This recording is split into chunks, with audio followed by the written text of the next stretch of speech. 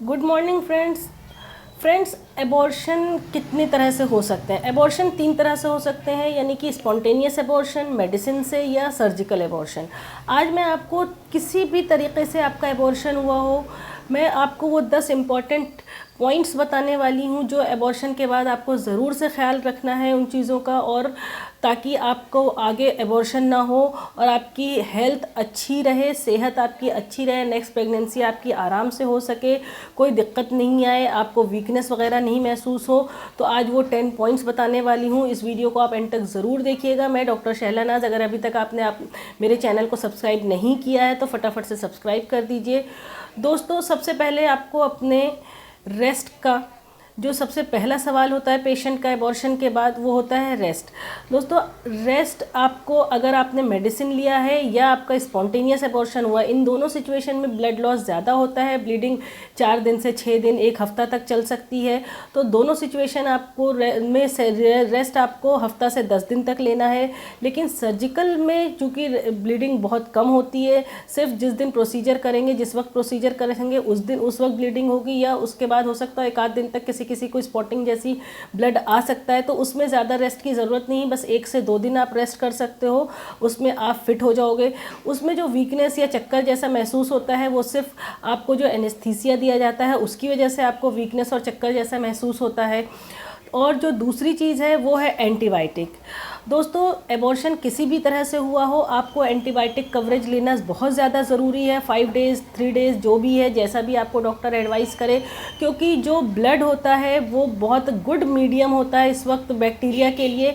इस वक्त इन्फेक्शन के चांसेस बहुत ज़्यादा होते हैं, तो एंटीबायोटिक लोगे आप तो आप इन्फेक्शन से बचोगे। तो तीनों सिचुएशन में आपको एंटीबायोटिक लेना बहुत ज़्यादा ज़रूरी है। जो तीसरी चीज़ होती है, वो पेशेंट का सवाल होता है कि आप सेक्स कब कर सकते हो, इंटरकोर्स कब कर सकते हो।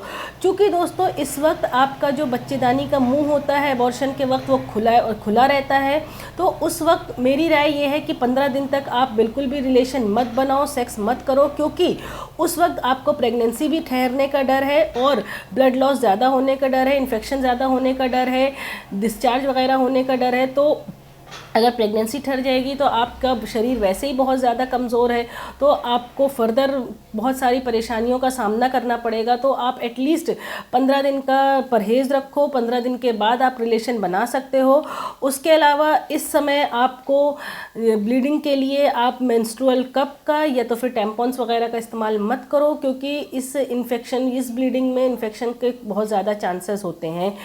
तो कई बार क्या होता है, जो चौथा पॉइंट है दोस्तों, वो ये कि जब आप मेडिसिन लेते हो या आपका स्पॉन्टेनियस एबॉर्शन होता है, तो वो इनकम्प्लीट एबॉर्शन हो जाता है। कई बार उसमें क्या होता है, ब्लीडिंग बहुत ज़्यादा दिन तक होती रहती है, बहुत हैवी ब्लीडिंग होती रहती है, पेट में बहुत ज़्यादा क्रैम्प्स या पेट में बहुत ज़्यादा दर्द होता है, नौजिया होता है। कई बार इनकम्प्लीट एबॉर्शन को अगर ज़्यादा दिन तक हम नज़रअंदाज करते हैं, यानी कि हम ब्लीडिंग हमारी 10-12 दिन से ज़्यादा हो रही है और मरीज़ नज़रअंदाज कर दे, तो उसमें पस पड़ने का भी डर होता है, जिसकी वजह से आपको फीवर वगैरह, शिवरिंग वगैरह भी हो सकती है, और आपके जो रिप्रोडक्टिव ऑर्गन्स हैं उनमें भी परेशानी आ सकती है आगे चल करके। तो उसके लिए आपको ज़्यादा लंबे टाइम तक बेड रेस्ट या एंटीबायोटिक कवरेज ज़्यादा दिन तक लेनी पड़ सकती है। तो आप इन चीज़ का ख्याल रखिए कि अगर आपका ब्लीडिंग हफ्ता 8 दिन से ज़्यादा हो रहा है तो आप अपने डॉक्टर से मिलिए, तो ताकि ऐसा तो नहीं है, पता करना पड़ेगा अल्ट्रासाउंड वगैरह करा के कि कहीं इनकम्प्लीट एबॉर्शन तो नहीं है, बच्चे का कोई छोटा सा टुकड़ा आपके बच्चेदानी वगैरह में रह गया हो जिसकी वजह से आपको ब्लीडिंग हो रही है।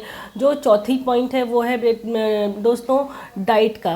क्योंकि ब्लड लॉस बहुत ज़्यादा होता है, इसमें ब्लीडिंग ज़्यादा दिन तक होती रहती है, तो आपको ग्रीन लीफी वेजिटेबल्स का, हरी सब्जियों का, दाल का, प्रोटीन का और सैलड्स वगैरह का, और फ्रूट्स का, ड्राई फ्रूट्स वगैरह का, दूध का, मछली का, अंडे का, इन सब चीज़ों का इस्तेमाल ज़्यादा करना है, ताकि आपकी बॉडी जल्द से जल्द हील हो और आप सेहतमंद हो करके आगे चल करके अपना नेक्स्ट प्रेगनेंसी के लिए प्लान करो, या तो फिर आप अपने रोज़मर्रा के काम आसानी से कर सको, आपको वीकनेस वगैरह नहीं हो। दोस्तों, इसमें पानी का ज़रूर ख्याल रखना है, क्योंकि आपको प्लेंटी ऑफ बहुत सारा लिक्विड लेना है, प्लेंटी ऑफ फ्लूइड्स लेते रहना है।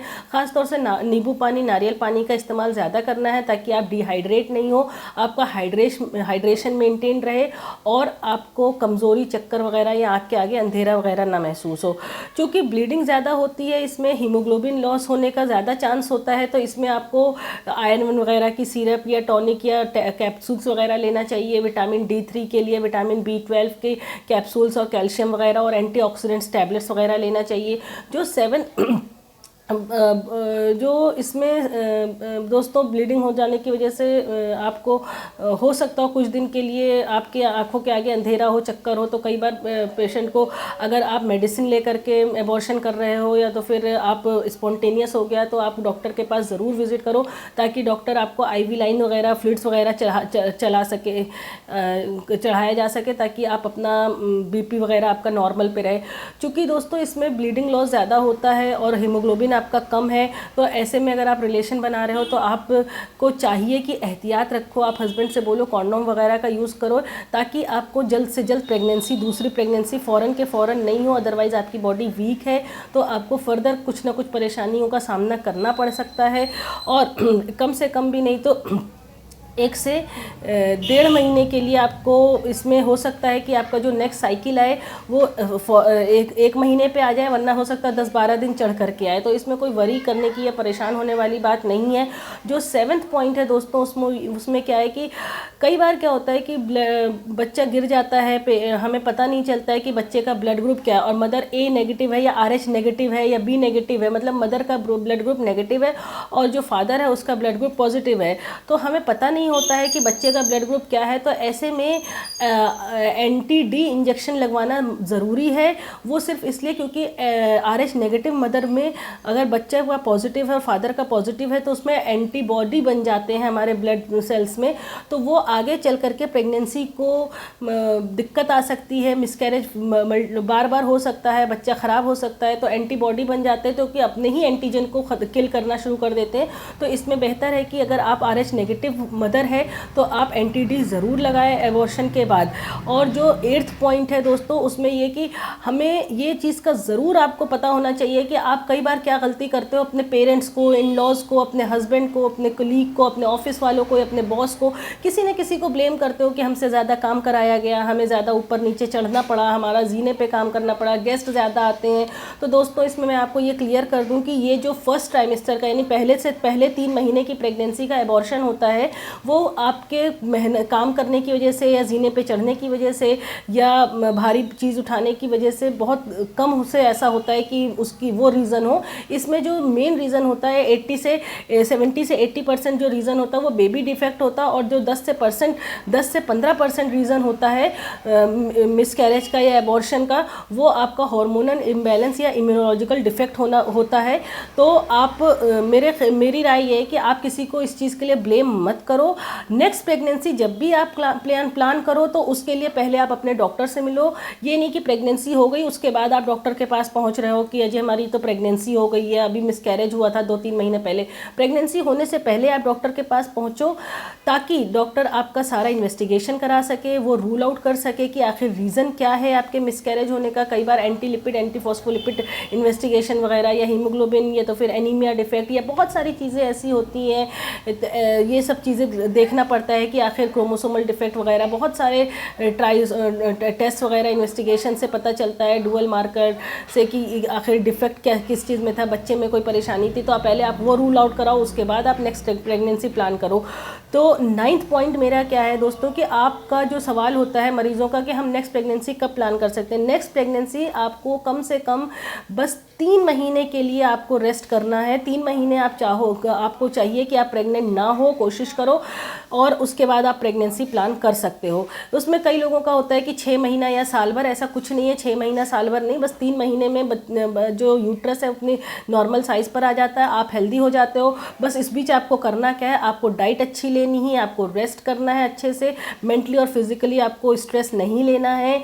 डाइट में आपको मैंने बता ही दिया, राजमा, दाल, चावल, fish, egg, dry fruits, iron की syrups, tablets, capsules, vitamin D3, vitamin B12, इन सब सब चीज़ों का आपको अच्छे से इस्तेमाल करना है, आप मेंटली और फिज़िकली फिट रहो। और जो लास्ट चीज़ बताऊंगी 10th, वो ये कि दोस्तों मिसकैरेज होने के बाद भी आपको हल्की एक्सरसाइज अपनी बॉडी को करते रहना है ताकि आप एक्टिव रहो। और आपको कई सारी योगा या एक्सरसाइजेज आपको यूट्यूब पे मिल जाएगी जो कि अगर मिसकैरेज के बाद आप करना चाहते हो तो वो ज़रूर आपको कंटिन्यू रखना चाहिए। लाइट वॉकिंग आपको करते रहना चाहिए ताकि आपकी बॉडी फिट रहे और नेक्स्ट प्रेगनेंसी आपकी बहुत आसानी से गुजरे, 9 महीने तक आपकी प्रेगनेंसी में कोई दिक्कत परेशानी नहीं आए।